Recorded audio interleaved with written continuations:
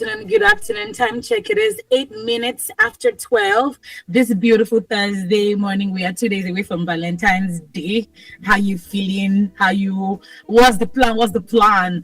And I'm especially excited this morning because we're talking about her business. So you're not going to use all your business money to do Valentine's special for your boo or whatnot. Why you want is good to celebrate, your lover, your girls, and whatnot. But it's also important that you don't use all the capital that somebody gave you to to do business. Is not the one that you can use to do love. So this afternoon, beg your pardon, we are tuned into Women Radio 91.7 FM, the voice of women, Nigeria's first and only radio station for women and their families. And this is her business, your weekly business companion, right here on Women Radio. My name is Fumi Bangala, and in today's episode, we're going to be talking about something very, very interesting, which is finding your niche and knowing your customer. And we're doing that with someone, I don't want to say my business out, but we're doing it with somebody, I'll call her serial entrepreneur. What is someone I call her? I call her Onokon Roger.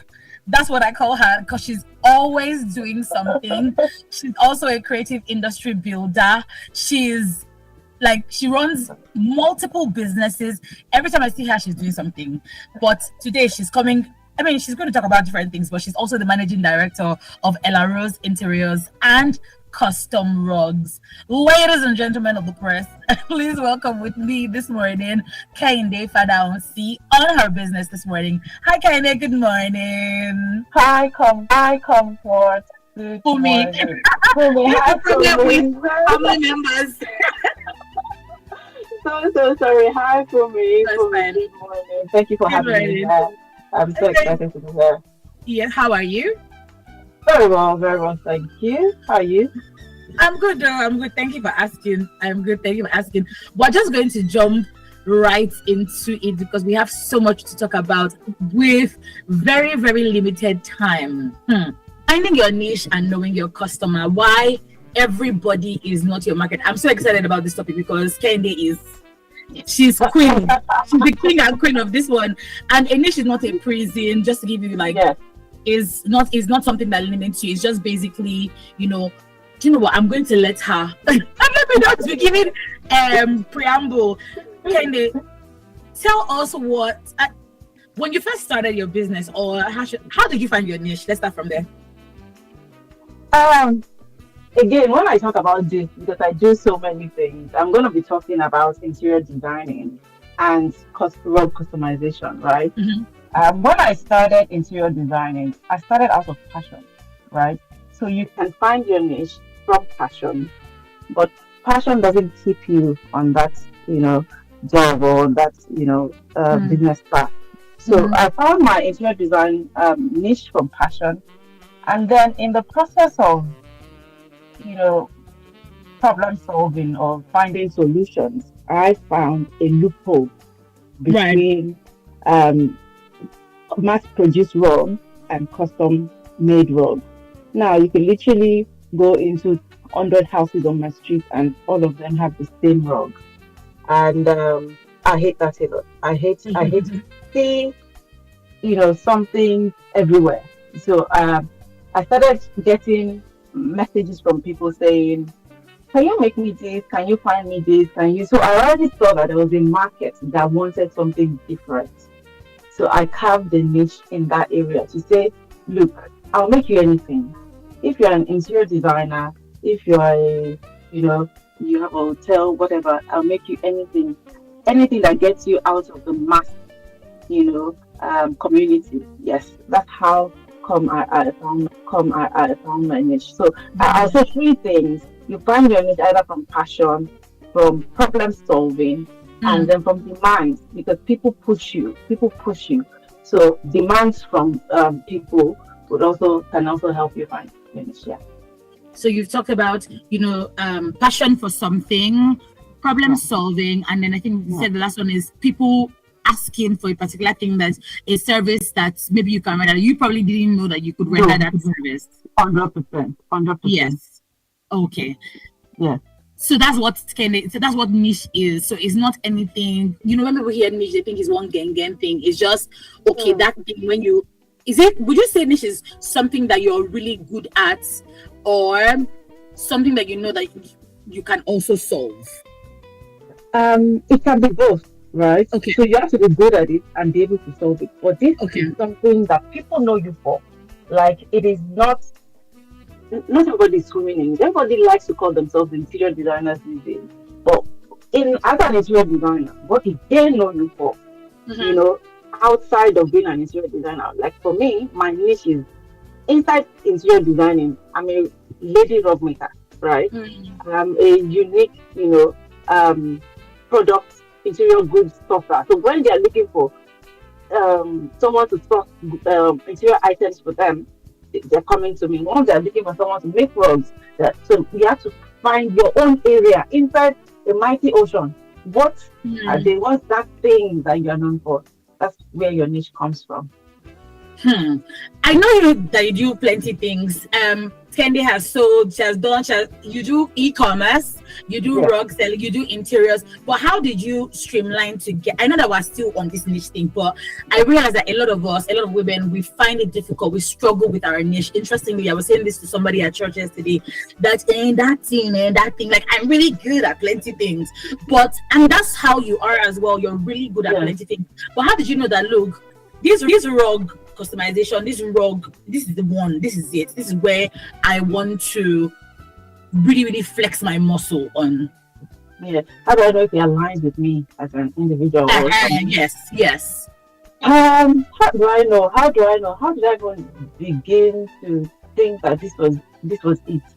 Now, one of the things I do is research, right? I do a lot of research. And because I already know where I want people to find me, this also takes us to your target market.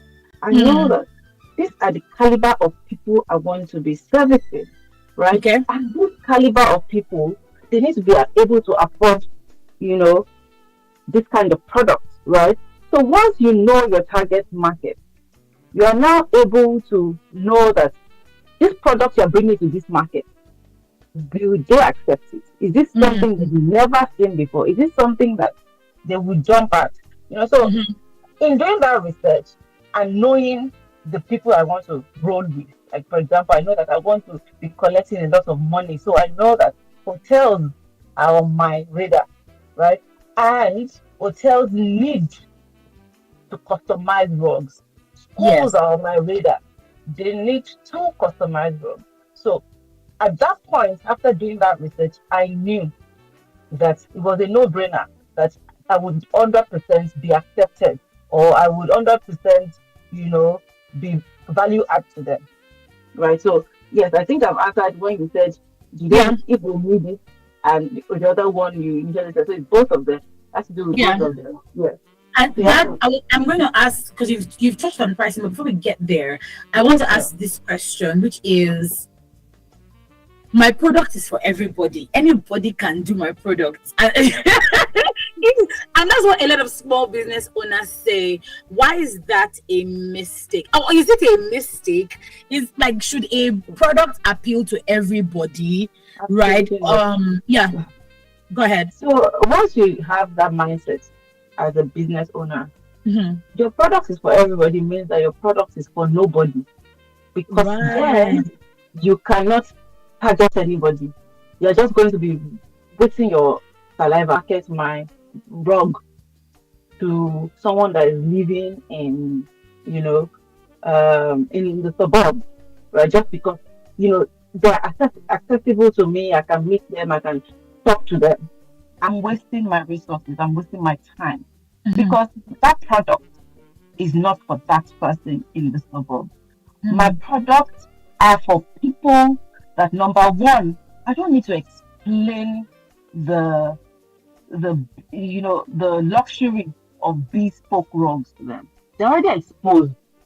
Now those people have gone to Harvard, they travel, they're well traveled, right? So I've already been able to define, who my target market is. So if you don't define who you're selling to, you will not sell. You will struggle to sell, right? So saying your product is for everybody is shooting yourself in the foot. you need to first of all carve out. You must know who you're targeting. You want to target, rich people that can drop, 10 million naira for rug, because our rugs, for example, can cost that much. And people that don't understand, they'll be asking you, in Tejo show is under 150K. Why is your own rug 2 million naira? By the time you start engaging with people like that, you're wasting your time, because already you can't explain why your own rug is 2 million naira and Tejo show is 150. There's a gap. So the people that you're talking to, they need to first of all know why they're coming to you. This is what they plan to get from you, and this is what you're. So if you are saying 2 million, they can negotiate between 1.8. They already understand. Those people, they get you. They get it, and you just want to meet in the middle. But if you can't sell to everybody. You need to know your market. You need to know your people. Wow, thank you so much for that. One thing I'm hearing is that your target audience informs your pricing and your promotion, your positioning. Because if you don't know who you want to sell to, then if you go, it's like you want, like what you now said, it's like you want to sell to Tejo Show market people, but then your rug is now 5 million. They're not going to buy, and you're going to run at a loss, right? So, can you speak? I want you to speak practically too, because a lot of people will say, yeah, but I don't know where to get. You talked a lot on research, but a lot of people will say, oh, but I don't know where to get my customer. Is it the research that informs your customer before we now get to pricing and positioning? No. So you need to first know the cost of the product you're selling. Okay. Already, if you're selling like a Jonathan Andler, I'm just going to use somebody in my industry. If you're selling a Jonathan Andler table, for example, you already know that this table is very expensive. So you know the product, you know the price, you know the profit you want to make, right? So if that table costs $2,500, for example, and your profit margin on it is $300, right? You know that you're selling a product $2,800. Now, you know the cost. Now you're going to look for the people, right, and align with that cost. Okay. Because you don't want to first of all, find the people before you now be able to know your cost. Right. Your things you're selling are high end. The high end for high end individuals. Right. So who can afford those things? Right. Then you now go after them. Streamline your target audience. If they are for middle class, right? Who are the people in the middle class? Where are they?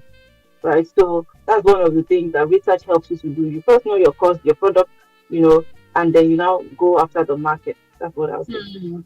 So what you're saying is, what do I want to sell? Yes. Who do I want to sell to is what you're saying. Yes. Okay. Yes. So how do you determine price? I know you already said, oh, this is my product, but because a lot of us, me these days, I'm very, very okay with being like, if I see something is not, I cannot afford it yet. That's it. Because a lot of people just be like, it's too expensive.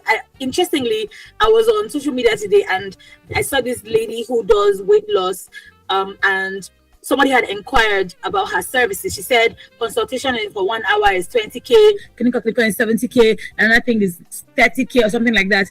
And then the customer got upset and said, literally wrote, waiting happen now. Is it not just this thing that you are doing? Yeah.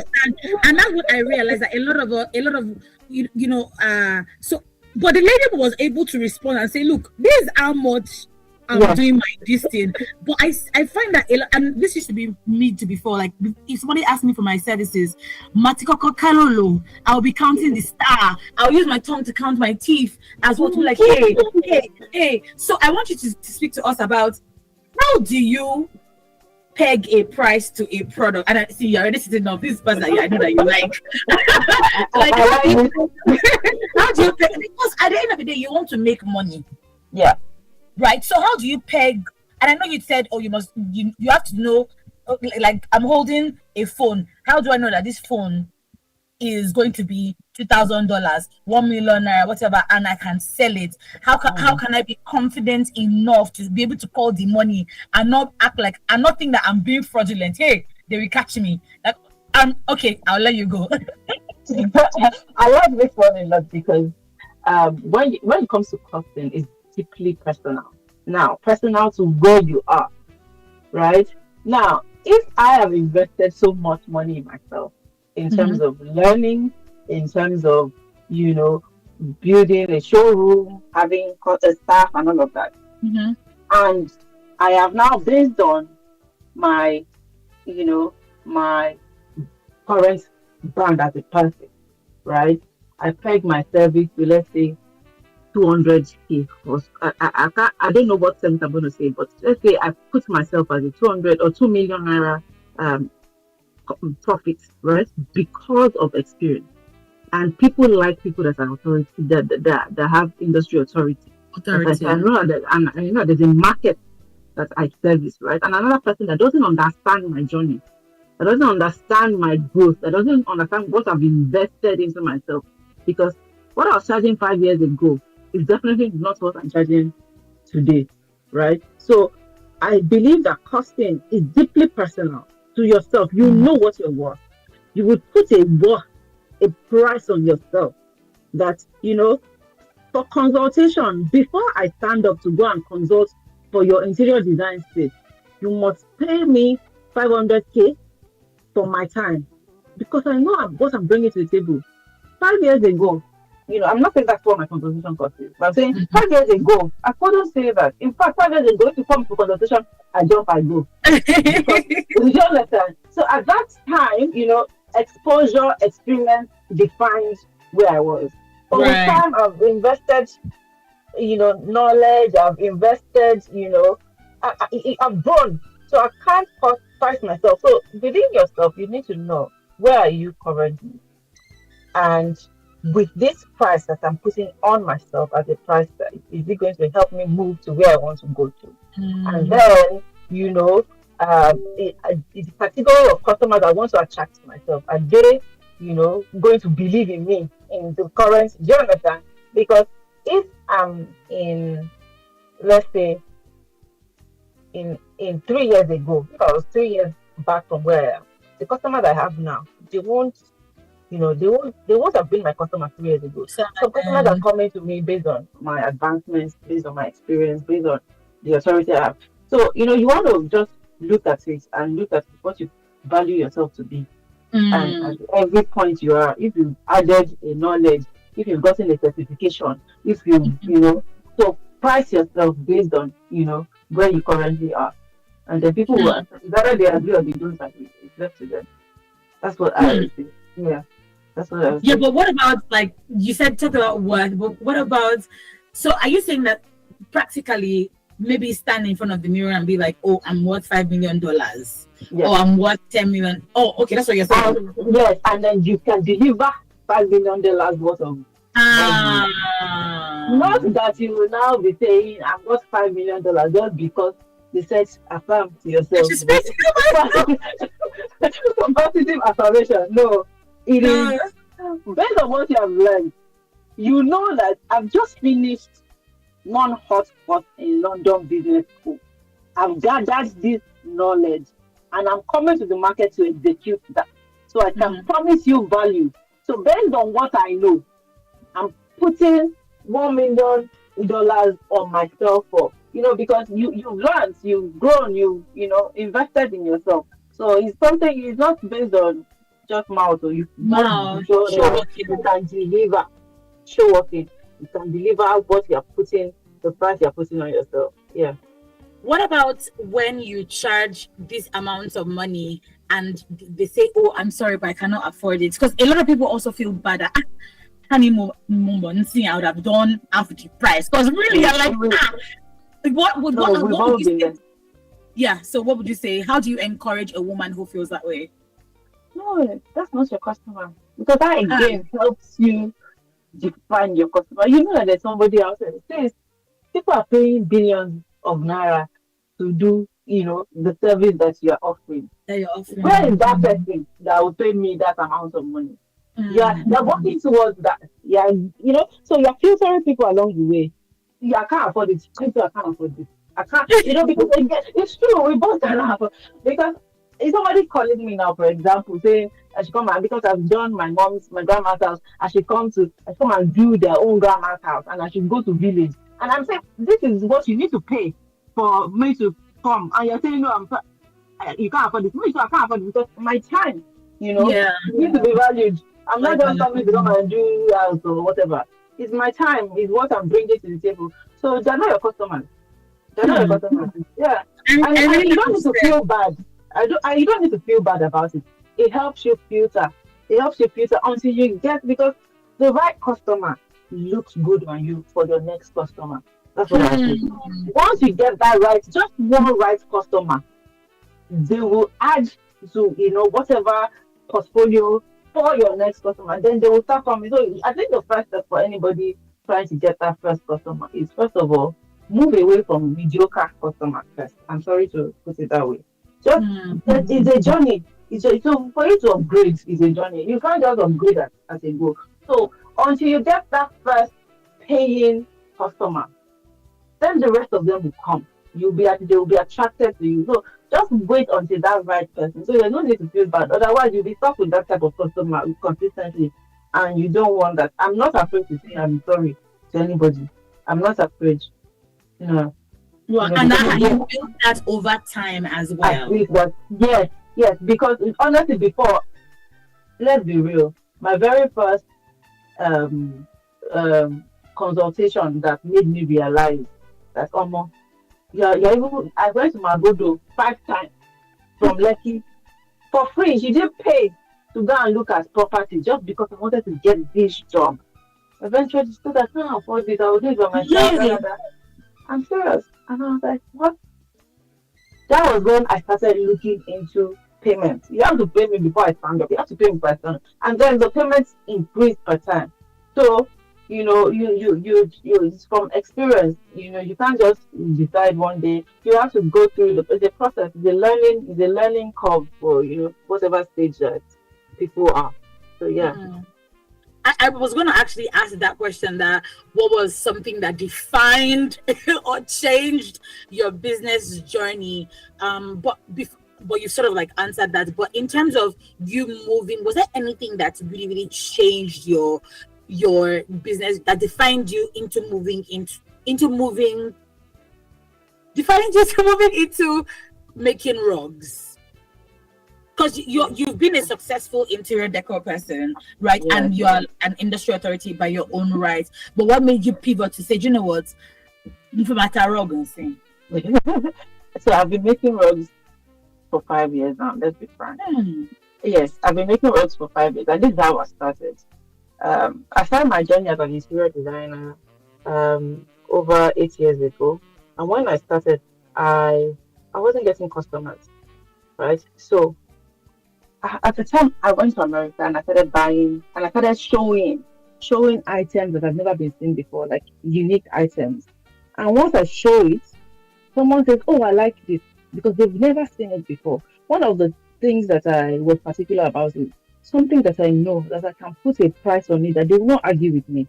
Because hmm, if they start saying, this thing is inside your show now, why your own, So I needed to ensure that, it was unique enough for them not to argue the price. So once I hmm, did that, they were asking me, and I said, you have to wait 2 weeks to get this thing, right? And sometimes they will go and come back and say, I cannot sleep. I can't get this thing out of my mind because, they've just never seen it anywhere else. So they will wait. So they will pay me and then wait.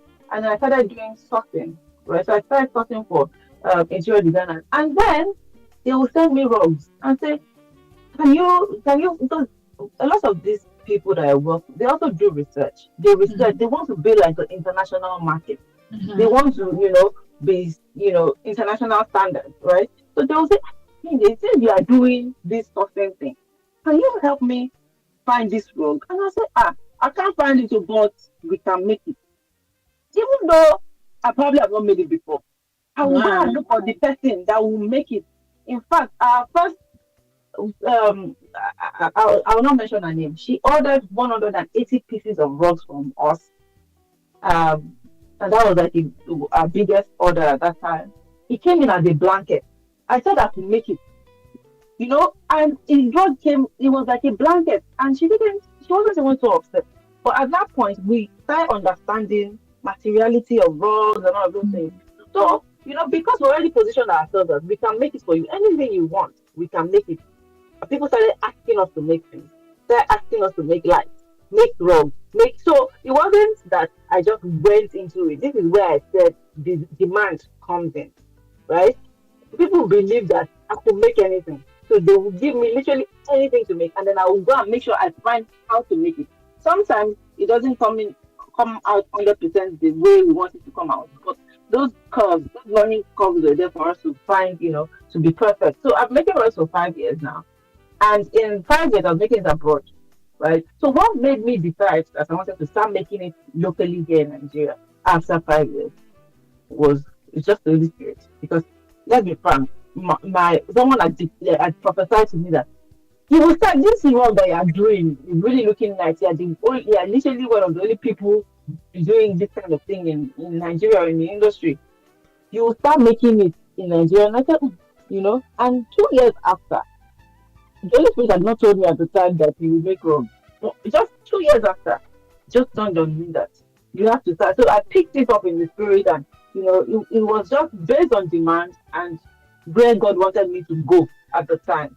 So yes, I can't really say that there was anything that drove me That pushed you to there. yeah, apart from just the prompt. You probably have been saying something for the longest time, you never noticed it until the Holy Spirit puts it in your mind to notice. So that's how, for me, that's how it came about. Yeah. Mhm. So I want you to speak to women because we're going to round up short. I want you to speak to women who feel like, I don't know what I can do. Like, I don't know, because I find that a lot of women believe that a lot of people, like somebody can see it and be like, that's the kind of thing I want to do. And meanwhile, there are other things that they can do that they just haven't tapped into. So I want you to speak to women who are like, I don't know what I can do. And they say I should start business, but I don't really know. I don't really know. I want I don't know why you're smiling like that. But I want you to speak to people, to women who are listening. Yeah, one of the things I like to say to young people, or old or young people that are just trying to find that path, is that there is an opportunity for you to be, known for what you're good at or what you can do. Now you have to find it, right? There's nothing like you don't know what you can do. First of all, someone asked me before I started, "What are you passionate about?" I Mm, think we started from passion for me. yeah. So Mhm. first of all, what are you passionate about? Now, profitability is very important. How can you make profit out of it? And again, what do you know? Because people these days don't know that they can monetize their knowledge. Mm, And that can be a business. You've done a training, you've gained, you know how to buy from China, there's something that you can do that can make you money. Either buying and selling, or a knowledge or a skill that you have. First of all, you just need to have a mindset of, tenacity. You can, if you persist at whatever you choose. Because if you decide today that, oh, I'm passionate about, coaching people how to play football, I'm passionate about, cobbler or whatever, you know, you you then build on that. How can I mm, make money mm, off this? How can I? So find something. There's a lot of things you can do. Find it, mm, nurture it, and grow from there. One of the other ways that I was able to stay consistent is I hired mm, hands. I hired hands because I knew that for my own self or by myself, I can't be. This business will die if I don't hire someone to help me with it. So at that time, I was paying 30K. Just come and help me post, come and help me. And once the person resumed from work, and they're asking me questions, I can't go back because I'm being accountable to someone at that point in time. So if you are not sure that you can, be consistent on this journey, hire somebody that will hold you accountable. The person is resuming every day, making sure that So I mean, that's what I would say. Find something that you're passionate about, or find something that and you know. monetize it. Yeah. Monetize it. Thank you so much for that. This is still her Thank business you. on Women Radio. Right about now, it is 23 minutes to I said to 7 to 1. What about rounding up? But I wanted you to quickly, I want to ask this question. what are the common signs that someone is selling to the wrong audience? The common number one, Yeah. number one common sign that you're selling to the wrong audience Mhm. is no profitability.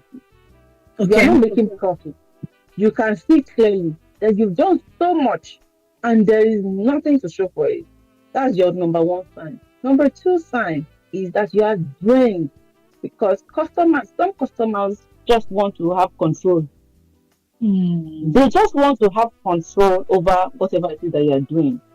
And once you start feeling like you're losing control to a particular customer, maybe you feel like that customer is, your target market. They have the money, they can do, whatever, they can pay for whatever. But once you start sensing that they're controlling you or they want to control your business, that person is not a customer.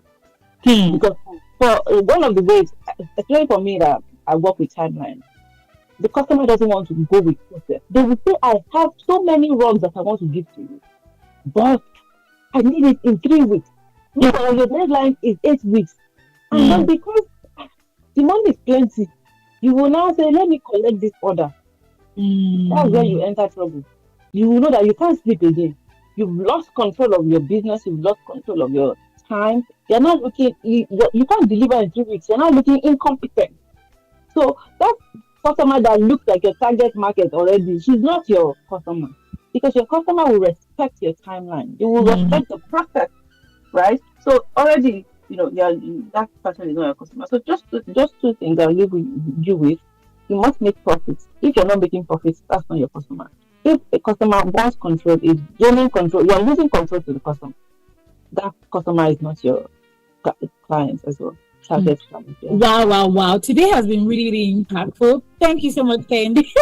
For today, in fact, I mean, we've talked about finding your niche and we spent quite a few minutes talking about your niche. And one thing that you kept on saying is either your passion will take you there, the Yes, demand will take you there, or maybe people pointing it like the rugs, like the rug making. People like, oh, can you make this? It looks like you can yes, make it. yes, So you also yes. have to be very, very sensitive and be open to taking on the advantages. We talked about pricing and how your price is not more and more, is that you are calculating your time. I Yes. think the thing I love the most about what you said was, if you cannot afford it, me too, I cannot afford it. Because Yes. like that's just amazing. Because what? Like that's just amazing. And then you also Well, said, that's school fees. Yes. Okay, go yes, ahead. exactly. And then you also talked about your customer, the right customer will look good on you and Yes. bring the next one up. So, yes. Yeah, Yes. I Yes. mean, you Yes. dropped gems with us today, and we're so grateful. Where can we find you? Oh, you can find me on Instagram at Custom Roads by Ella Rose, all in one word, and Ella Rose Interiors Lagos. Ella Rose Interiors underscore Lagos on Instagram. Yes. Thank you Or so so. on WhatsApp. Yes. Oh, you can Should tell I? us your WhatsApp number. Yeah, that's fine. Yes. Oh, so 09034415082. You can find me on that number. I'll say it again: 09034415082. Thank you once again, Ella Rose. Okay, Dave, for coming on the show today. We learned so much today.